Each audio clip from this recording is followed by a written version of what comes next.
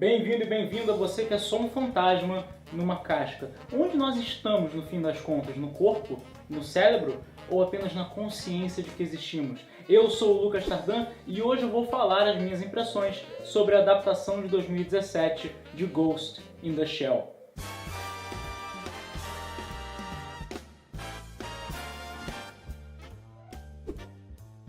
Ghost in the Shell é uma obra em formato de mangá criada por Masamune Shirow. Ela consiste de 3 partes, sendo Ghost in the Shell 2.0 e Ghost in the Shell 1.5. O que até então nós nos referíamos como filme de Ghost in the Shell é a adaptação para animação de 1995. Esse formato de anime foi adaptado pelo diretor Mamoru Oshii. Antes de começar a falar as minhas impressões, eu queria deixar claro que a minha opinião não é a de um fanboy. Eu com certeza não queria que a adaptação de 2017 fosse simplesmente uma duplicação de uma das obras anteriores. Apesar disso, eu já reconheci a grandeza de Ghost in the Shell e eu quero falar um pouco sobre a sua origem, porque eu acho que as duas obras anteriores, os mangás e os animes, conseguiam passar algo que a obra de 2017 não consegue. A inspiração para o Ghost in the Shell original vem muito de um livro chamado Ghost in the Machine, O Fantasma na Máquina, do filósofo Koestler.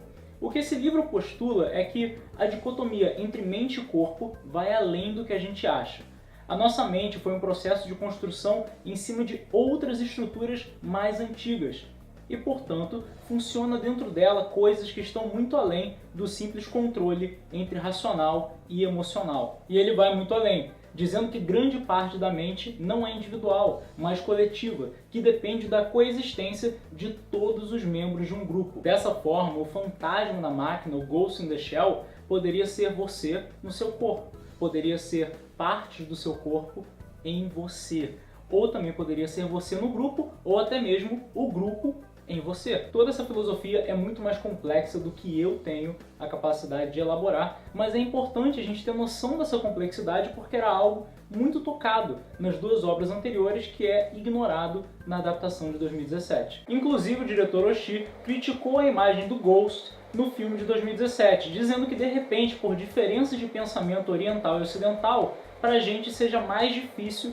entender a complexidade desse conceito. Sendo que Ghost in the Machine não foi escrito por um oriental, e sim por um britânico. Então olha essa alfinetada ficando ainda pior. Apesar de tudo isso que eu estou falando, Ghost in the Shell de 2017 foi um filme que eu gostei. Eu já entrei em muitas discussões desde que ele saiu, e algo que eu sempre escuto é que a utilização de uma trama mais simples talvez fizesse mais sentido para um grande público. O meu problema com isso é que eu tive que sair de Ghost in the Shell ouvindo as pessoas dizendo como ele lembrava Matrix, lembrava Tron e lembrava Blade Runner, quando na verdade esse filme merecia muito mais do que isso. Ele merecia fazer parte do fenômeno de Matrix, merecia que as pessoas saíssem do filme discutindo a sua história e falando sobre teorias e não simplesmente dizendo que ele lembra Matrix. Ghost in the Shell de 2017, apesar de ter grande respeito pelos personagens e universo, inclusive com Aramaki só falando japonês, o que eu achei fantástico, e com o personagem do Batou também, que está perfeito, não em relação com o original, mas com uma versão mais nova dele. Apesar disso, ele não ousa na história. É uma trama simples e clichê de busca pela sua identidade. E eu falo que é clichê porque ela tem sido usada desde o icônico Lawrence of Arabia. E o filme só não chega a ser um videoclipe porque o universo é tão trabalhado e é tão diferente que se destaca. Mas a história não é ousada como deveria para o filme adquirir um status de revolucionário. Mas agora vamos falar um pouco da casca quase divina desse filme sem fantasma. Ghost in the Shell de 2017 coloca cyberpunk para o grande público. A direção de arte é uma das mais marcantes que eu já vi na minha vida. Nas cenas de plano aberto, eu ficava virando a minha cabeça de um lado para o outro para absorver toda a informação do universo. Quando você for ver esse filme no cinema, porque tem que ser visto numa tela que faça você esquecer que existe vida fora desse filme, não tenha medo de olhar em volta, porque são tantos detalhes, são tantos ângulos, meu Deus! Cara, esse filme é muito lindo. Gente, tem umas cenas que são tão diferentes que dá aquela sensação de quando a gente viu Matrix, e tinham aquelas cenas que diminuíam o tempo, depois foi copiada por todo mundo. Então é tipo isso, tem uns ângulos de câmera que você fica olhando assim e fala, caramba. Aliás, toda a ambientação não só respeitou a obra de 95, como evoluiu ela. É um negócio absurdo. Quando eu tava vendo, tinha passado só uns 10 minutos de filme, e eu senti que eu já podia levantar e ir embora e vir aqui falar todos os elogios que eu tô falando. Mas eu não levantei, e essa qualidade, mais surpreendente ainda, se manteve até o último segundo de filme. E pra terminar, a interpretação da Scarlett me convenceu. O problema é que, cara, coitada, o roteiro não estava contribuindo. Todos ali estavam fazendo o seu melhor, dava pra ver, mas principalmente ela, que tinha que pegar as partes mais clichês do roteiro, sofria repetindo cenas que todo mundo já viu umas 15 vezes. E aí realmente se torna difícil você se conectar com uma história que você já viu repetida 15 vezes. E você que está na dúvida, Ghost in the Shell é o filme, até então, definitivo de Cyberpunk.